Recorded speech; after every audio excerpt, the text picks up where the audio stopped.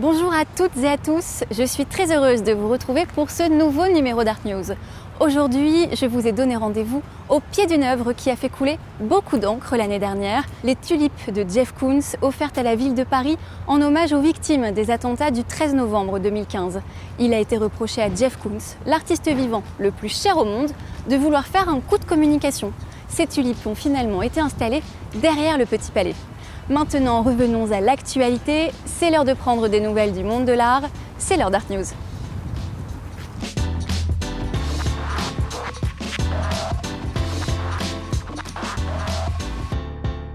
Au sommaire aujourd'hui, je vous emmène en voyage au cœur de l'art contemporain à Nantes.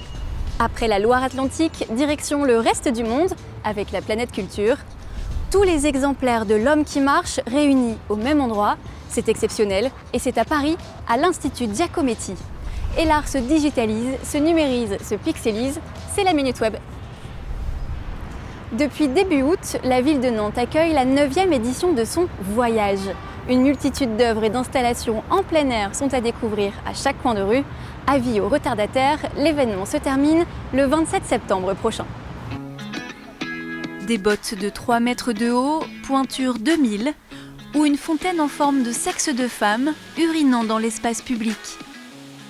Cette année encore, les artistes sont partis à l'assaut de la ville de Nantes et se sont emparés de son histoire et de son patrimoine. Mais attention, pas question de parler d'exposition. En fait, c'est une mise en scène de la ville plutôt. C'est-à-dire qu'on essaie de montrer notre ville à travers le regard des artistes. On leur propose des sites, on leur propose des monuments, on leur propose des perspectives, des images, et à partir de là, ils interprètent notre ville.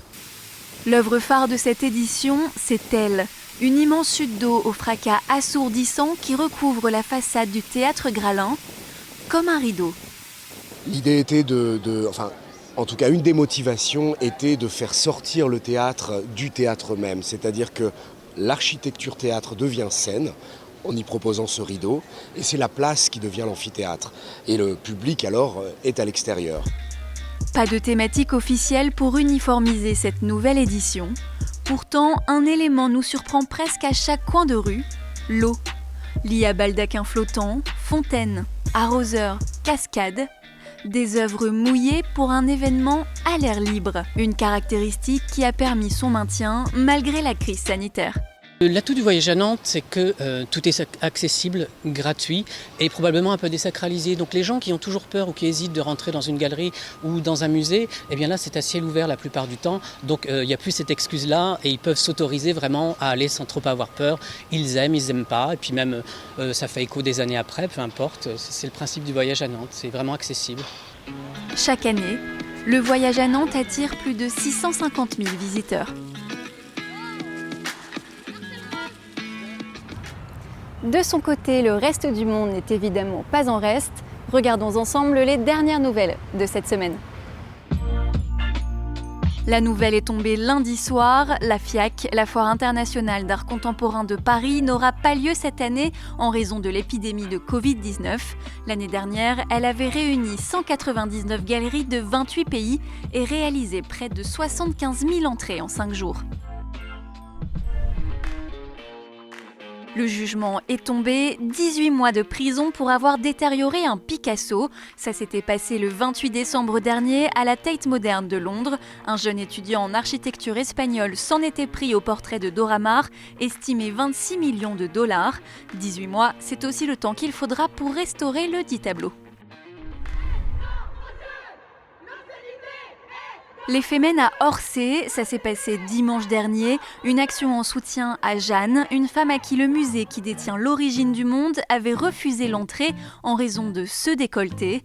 Orsay lui a présenté des excuses après une lettre ouverte publiée sur les réseaux sociaux et bon nombre de dessinateurs s'en sont émus. La top modèle Claudia Schiffer, commissaire d'exposition, oui, et pas n'importe laquelle, des photographies sur le monde de la mode dans les années 90, l'occasion de rendre hommage aux photographes et aux modèles, un événement prévu en mars prochain au Kunstpalast de Düsseldorf, en Allemagne. Le street artiste le plus célèbre du monde, Banksy, fait en ce moment l'objet d'une exposition à Rome. Initialement prévue entre mars et juillet, elle a ouvert ses portes la semaine dernière et sera visible jusqu'en avril 2021. Du gin aux fourmis rouges, de la vodka aux scorpions, voici les breuvages exposés au musée de Malmö en Suède. Cette exposition sur les alcools répugnants entend insister sur l'idée que le dégoût est aussi une question culturelle. Maintenant, je vous propose de nous intéresser à une icône de l'art moderne, L'homme qui marche d'Alberto Giacometti. Comment une sculpture considérée comme ratée par son créateur a-t-elle pu devenir l'une des plus chères au monde ? Son histoire est racontée en ce moment à l'Institut Giacometti, qui a réussi la prouesse de réunir les différents modèles de l'œuvre entre ses murs. C'est certainement le pas le plus célèbre de l'histoire de l'art. L'homme qui marche d'Alberto Giacometti, c'est d'abord un corps vulnérable à la maigreur troublante, en équilibre fragile sur deux jambes immenses. Le buste est incliné, l'homme avance, déterminé. Mais les pieds sont embourbés dans la glaise, symbole de la difficulté pour s'arracher à sa condition. Le regard qu'on distingue à peine est tourné vers l'avenir. Une œuvre star, symbole de l'humanité, de sa force et de sa fragilité, qui était au commencement une femme. Entre 1930 et 1935, Giacometti vit sa période surréaliste. C'est cette femme qui va marquer un tournant dans sa carrière et le ramener vers la figure humaine. Et ce qui est très étonnant, c'est que cette femme qui marche, s'embrasse en jambes, comme l'autre figure féminine d'ailleurs qui fait au même moment, enthousiasme les surréalistes, enthousiasme tout le monde. Et en même temps, c'est à ce moment-là, quasiment, qu'il prend la décision d'arrêter. Cette période surréaliste, c'est vraiment une période où il travaille d'après le rêve, d'après l'imaginaire. C'est quelque chose que Giacometti va abandonner parce qu'il a vraiment envie de travailler avec le vivant, avec quelqu'un en face de lui. Et donc c'est ce qui va marquer la rupture, le retour à un travail d'après un modèle vivant. Après ce modèle féminin réalisé en 1932, Giacometti délaisse le thème de la figure en marche. Il faut attendre la fin de la guerre pour que le sculpteur participe à des commandes publiques de statues commémoratives. L'homme qui marche fait alors son grand retour, mais il est retoqué. C'est quelqu'un qui, en fait, a un imaginaire tellement personnel et il a une façon d'appréhender la sculpture en la poussant toujours à ses limites, c'est-à-dire presque à la limite de la disparition. Et puis l'homme qui propose, qui montre, c'est pas du tout le héros, c'est pas un homme héroïque, au contraire, c'est un homme qui est un homme fragile, qui est un homme faible, mais qui est debout, qui marche. Donc c'est un message d'espoir qu'il voulait délivrer, mais c'était pas ce qu'on attendait d'une œuvre commémorative. Après cet échec, Giacometti continue son travail sur des œuvres de petit format. C'est à la fin des années 50, à l'occasion d'une nouvelle commande pour l'installation d'une œuvre en plein air à New York, qu'il renoue avec le format grandeur nature. Il conçoit alors les deux exemplaires les plus célèbres de L'homme qui marche. Mais cette fois, après 2 ans de travail acharné, il trouve ses créations ratées et abandonne le projet.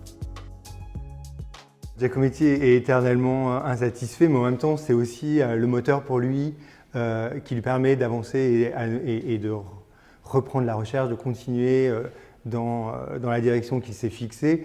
Et donc, effectivement, il est à la fois pas satisfait, en tout cas pas satisfait pour les présenter à New York. Mais je pense que cet homme qui marche, c'est quelque chose qu'il a tellement mûri qu'en effet, il a eu lui-même la sensation quand même, a posteriori, après l'avoir créé, que voilà, ça serait son image. Une icône, vendue 74 millions de dollars chez Sotheby's à Londres en 2010. Une des œuvres les plus chères au monde, conçue dans un modeste atelier du quartier Montparnasse.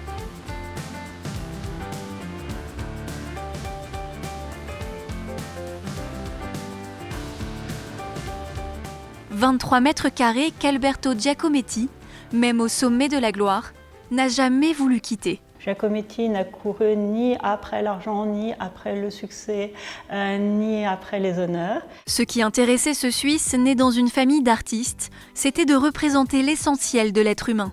Avec L'homme qui marche, il s'adresse à tous. Pas besoin d'avoir un bagage culturel ou d'adorer l'art pour aimer Giacometti, parce qu'il travaille l'émotion. Dans des pays où il était montré pour la première fois, en Corée, à Doha, au Maroc, et donc à chaque fois il y a ce même face-à-face en fait, et je pense qu'il a réussi à évacuer tout ce qui était superflu. 50 ans après la mort de l'artiste, l'homme qui marche continue de voyager à travers le monde, symbole de l'humanité tout entière. Je ne sais pas si ce qui va suivre va marquer le monde de l'art au même niveau que l'homme qui marche, mais une chose est sûre, moment de détente garantie, c'est la Minute Web. La couleur de cette écharpe ou de ce mur vous plaît, mais vous n'avez aucun moyen d'obtenir la référence. Eh bien, Pantone a sorti une application qui vous permet de le faire. Avec une petite carte et l'appareil photo de votre smartphone, vous pouvez tout simplement capturer la couleur. Prix de l'application, un peu plus de 15 €.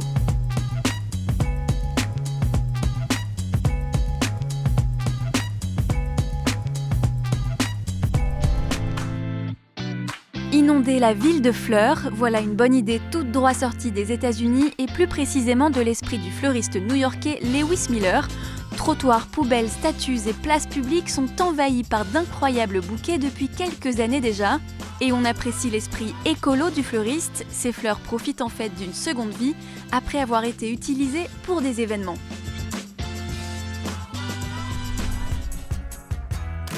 On est déjà tous tombés sur des photos complètement dingues sur les réseaux sociaux, mais on ne comprend pas toujours comment elles ont été réalisées. Avec les tutoriels de Jordi Koalitic, devenez vous aussi un photographe de l'extrême.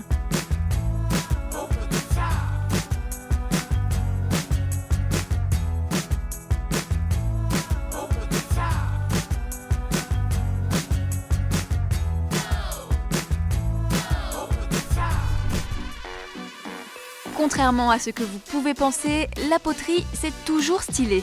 La preuve avec Regina et son compte aux quelques 238 000 abonnés. La jeune fille dévoile ses techniques dans des vidéos de quelques secondes plutôt satisfaisantes, mais aussi les produits finis, et c'est tout bonnement magnifique.